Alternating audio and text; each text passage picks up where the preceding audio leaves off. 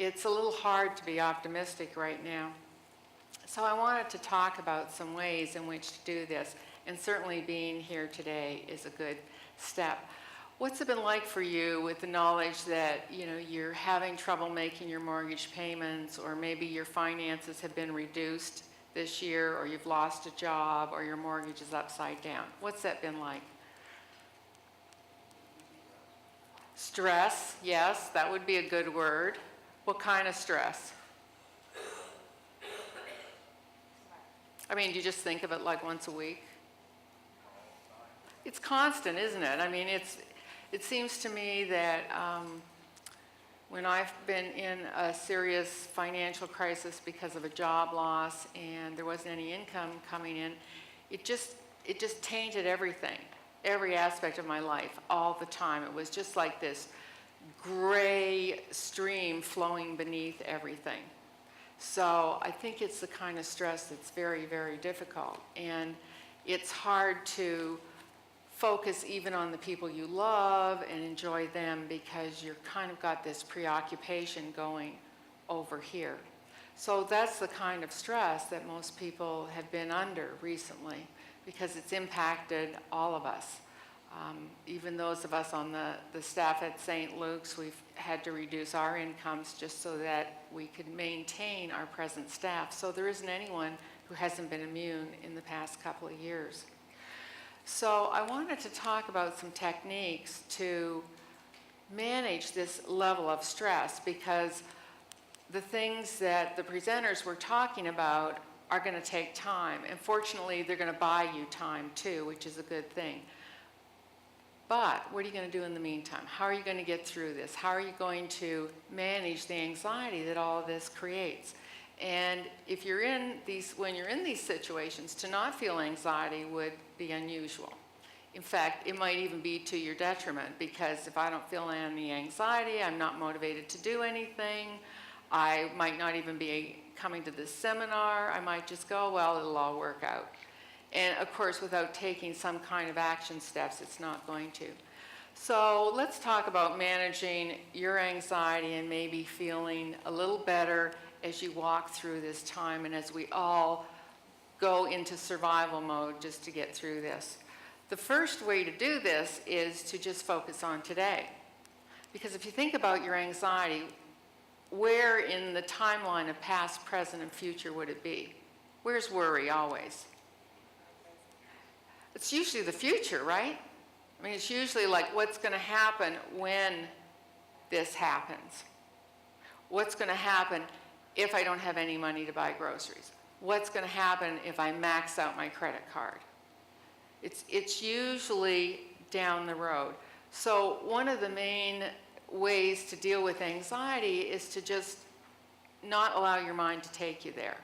Now, that doesn't mean that you don't make some future plans like, yes, I am going to contact the lawyer, or I am going to contact someone to modify my mortgage, or yes, I am going to look for another job. That would be appropriate, but not speculating about those negative ifs. What's going to happen if I can't find a job? So you have to bring yourself right back to today. So how do you do that? How do you stay in the present moment? It sounds very easy, but it's one of the hardest things to do, in my opinion. How do you do that? How do you keep your focus on today? Well, we're here because of financial hardship. So let's talk to ourselves this way. Let's look at just today. Do you have enough money just for today? Right? Just for today, do you have enough money? And then you can get up tomorrow morning and you go, okay, do I have enough money for today? Not, do I have enough money for the next year or the next 5 years or the next 5 months, but do I have enough money to meet my needs today?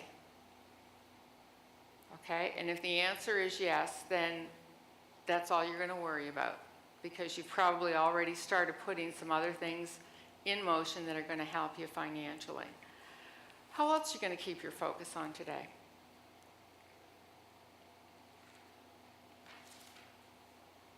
Well, look around you. If you think about it right now, are you here? Is your attention here? Is it more here than it is down the road? Okay, so how you keep your focus on today is you bring your attention back to the present moment. You focus on what's going on around you, what people are saying, what people are doing, what the room looks like. All of that takes your mind away from the worry and the anxiety and brings it back to the present moment.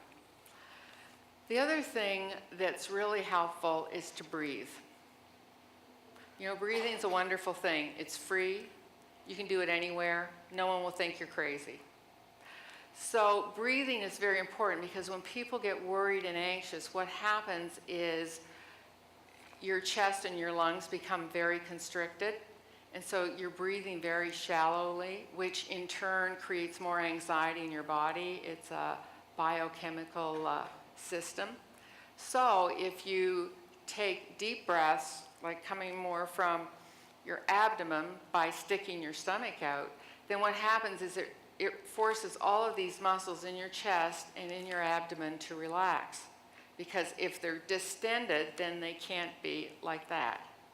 So your body is going to interpret that as relaxation, which in turn is going to go back to your mind, which is going to make you feel less anxious. So when you start to feel anxious or you find yourself getting irritable, maybe with kids, maybe with neighbors, whoever, breathing is very effective. Taking 3 or 4 deep breaths and just coming back to the present. Okay, so you want to focus on today and you want to say things to yourself. Do I have enough money for today? What is it that I can accomplish today? Today's Saturday. Hard to job hunt on a Saturday. You can go online and see what's available, but it's hard to go to job interviews on a Saturday. So you've limited things to do today in that capacity. So you have to say, what is it that I can do today? Just today. And really, today isn't even that long. My day usually ends around 10 p.m. because I have to get some sleep. So really, it's only what am I going to do till whatever your bedtime is. So you make your time frame very manageable. And instead of your mind running on about this list of all the things you have to do or should be doing, you have to pull it back and just go, okay, what are the things I really need to do today? Okay, I need to pick up my daughter, I need to buy milk, whatever the list is. Okay, so that's going to help your anxiety too and help you keep focused on today. So breathing is good. So I encourage you to experiment with some of these things. I encourage you to, when you're feeling anxious, try breathing, see if it works. If it works, keep it. If it doesn't, don't use it.